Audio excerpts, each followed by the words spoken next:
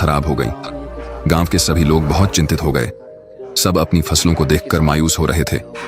तब तक सबने देखा कि वो किसान अब भी बहुत खुश था। उसे कोई चिंता नहीं थी। गांव लोगों ने मोहन से पूछा, क्या बात है मोहन, तेरी सारी फसलें खराब हो गई, तुझे अभी भी चिंता नहीं है, तू इतना खुश कैसे है? उसने कहा, इसमें उदास होने वाली क्या बात है? उसने कहा, चिंता छोड़ दो भाई, हमेशा मस्त रहना सीखो, हंसते रहना सीखो। गांव वाले बोले, इसमें भला मस्त रहने जैसा क्या है? कैसे हम मस्त रह सकते हैं? हमारे तो नुकसान हो गया, फसलें खराब हो गई, अब हम क्या खाएंगे, अपना जीविका कैसे चलाएंगे, और इसमें भला हम कैसे मस्त रहे? अब तू ही बता, क्या तुझे कभी किसी बात की चिंता नहीं होती? तू हमेशा खुश कैसे रह लेता है? उसने कहा, अरे भाई चिंता छोड़ो, मस्त रहना सीखो। उसने कहा, ठीक है, लेकिन मस्त रहने के पीछे वजह भी तो होनी चाहिए, हमें तो चिंताएं हो जाती है। उसने कहा, हर चीज की चिंता, जिम्मेदारियों को चिंता। हम बच्चे थोड़े हैं कि हमेशा खुश रहें। 15 साल के बाद उनको भी चिंताएं घेर लेती है। अब तो चिंता ही चिंता है।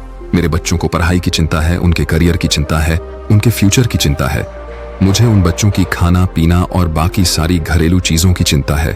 तो भला इंसान को कैसे खुश रहे? उसने कहा, खुश रहना एक कला है और मस्त रहना अपने आप में यह सोच है। गांव वालों ने बोला, तो क्या तुम हमें यह कला सिखा सकते हो कि हम भी हमेशा खुश और मस्त कैसे रह सकते हैं? उसने कहा, हाँ, मैं तुम्हें एक मजेदार कहानी सुनाता हूं, ध्यान से सुनो। बचपन की बात है। मैं अपने पिता के साथ एक बार जंगल के रास्ते से शहर जा रहा था, क्योंकि हमें फसलों को बेचनी थी। क्योंकि उस समय मेरे पिताजी काफी परेशान रहते थे। घर में बिल्कुल भी धन नहीं बचा था। अब तो फसलों को बेचना ही आखिरी हल था। जंगल जाते जाते शाम हो गई और जंगल में काफी अंधेरा हो गया। रास्ता तो दिख नहीं रहा था। उस दिन भी ऐसे ही आंधी आई थी। तब तक हमारी बैलगाड़ी का पहिया जमीन में धंस गया और हम वहीं फंस गए। पापा ने पहिया बहुत निकालने की कोशिश करी, लेकिन वो निकला ही नहीं। अंत में थक गए, हम हार गए, हमें कोई रास्ता नहीं दिखाई दिया। अब हम भूख प्यास से परेशान होने लगे और हमें डर लगने लगा। मैंने पापा से कहा, पापा मुझे बहुत डर लग रहा है। पापा ने कहा, चिंता की कोई बात नहीं, मैं तेरे साथ हूं, तू क्यों चिंता कर रहा है? लेकिन उनके कहने से मुझे कोई असर नहीं हुआ और मैं डरने लगा, क्योंकि जंगल के बहुत आवाज आ रही थी और वो जंगल बहुत ही वीरान था। पापा ने कहा, डरते नहीं है? काफी प्रयास करने बाद हमने फैसला किया कि आज रात हम यहीं बिताएंगे। सुबह जैसी होती है फिर हम बैलगाड़ी को निकालने की कोशिश करेंगे, फिर देखते हैं क्या कैसे करना है। लेकिन बात सुबह की नहीं थी, बात यह थी कि आखिर अब रात को खाएंगे क्या, क्योंकि हमारे पास जितना भोजन था हमने रास्ते में खत्म कर दिया था। हम दोनों बैठकर कुछ सोच ही रहे थे, तभी एक कुटिया दिखाई दी जिसमें से प्रकाश की रोशनी आ रही थी। पापा ने बोला, तुम यहीं पे रुककर आराम करो, मैं अभी कुछ देर कोई मदद के लिए उपाय मिल जाए। पापा फिर चले गए और मैं वहीं पे बैठ के डर के मारे रोने लगा। काफी देर बाद पापा एक महात्मा के साथ आते हुए दिखाई देते हैं।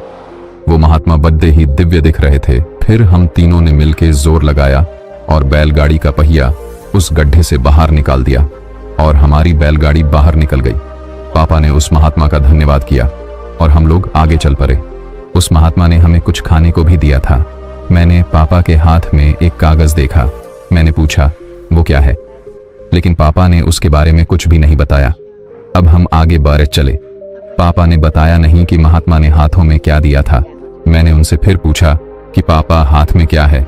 उन्होंने बोला, कुछ नहीं है, ये तेरे काम की चीज नहीं है। धीरे धीरे काफी समय गुजर गया और हम निकल गए। काफी वक्त गुजर जाने के बाद मैंने पापा से पूछा, पापा उस पत्र में ऐसा क्या था कि जो आप मुझे बताते नहीं हो? तब पिताजी ने कहा, जब मैं इस दुनिया में नहीं रहूं तो मेरे मरने के बाद तुम उस पर्चे को खोलना, लेकिन एक बात और याद रखना, उस पर लिखी बातों को तुम जीवन भर याद रखना और कभी भी भूलना मत। उसने कहा, ठीक है पापा। अब काफी समय गुजर गया। गांव के लोगों ने मोहन से पूछा, वो सब तो ठीक है, लेकिन हमें चिंता क्यों ना हो? हमें तो चिंता होगी ना, हमारी फसलें खराब हो गई।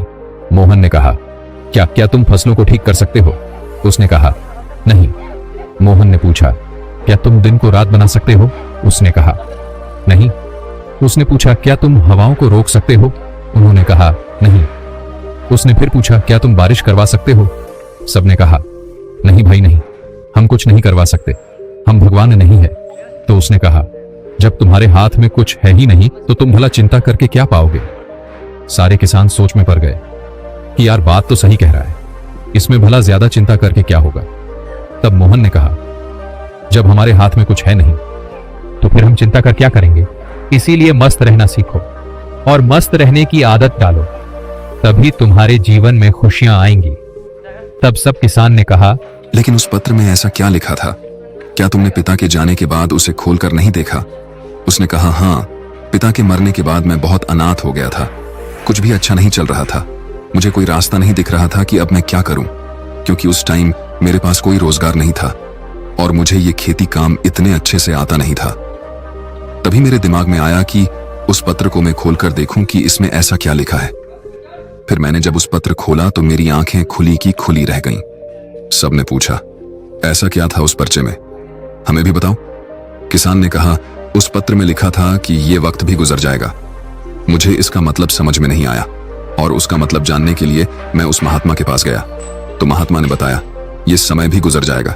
मैंने कहा, ये तो ठीक है, आप तो वही बता रहे हैं जो इस पर्चे पर लिखा है, लेकिन इसका मतलब क्या है। महात्मा ने फिर कहा, यह समय गुजर जाएगा। अब मुझे गुस्सा आया, मैंने फिर से पूछा है, ये क्या मजाक है, मैं इसका मतलब पूछ रहा हूं और आप इस पर लिखी बातों को बार बार मुझे सुना रहे हैं। तब महात्मा ने कहा, तुम अभी परेशान हो, उदास हो, तुम्हें नहीं पता कि यह वक्त है और वक्त गुजर जाता है। ये हालात ऐसे ही नहीं रहेंगे, कुछ समय बाद सब ठीक हो जाएगा, सब कुछ बदल जाएगा और ये परेशानियों के बादल छंट जाएंगे। इसीलिए इस बातों को याद रखो, ये वक्त गुजर जाएगा, वक्त कभी नहीं रुकता, अच्छा बुरा जैसा भी हो वक्त गुजर जाता है। तुमको चिंता करने की कोई आवश्यकता नहीं है, तुम बस खुद को देखो, अपने हाथ को देखो और बस मेहनत करते रहो। धीरे धीरे वक्त जैसा भी हो, समय बदल जाता है। गौर से देखो, तुम्हारे हाथ में कुछ भी नहीं, तुम बेमतलब में फालतू की चिंताएं कर रहे हो, फालतू की मुश्किलों को और बड़ा बना रहे हो जो किसी भी तरह से हल नहीं होने वाली। वक्त अपने आप गुजर जाता है, इसीलिए जो तुम्हारे हाथ में है ही नहीं उससे भला चिंता करके क्या मिलने वाला है। इंसान को चाहिए कि वो सब्र रखें हर वक्त में, हर परिस्थिति में, क्योंकि जिसके पास सब्र नहीं वो कभी भी चैन से जीवन जी ही नहीं सकता। चैन से जीवन जीने के लिए इंसान के अंदर सब्र का होना जरूरी है।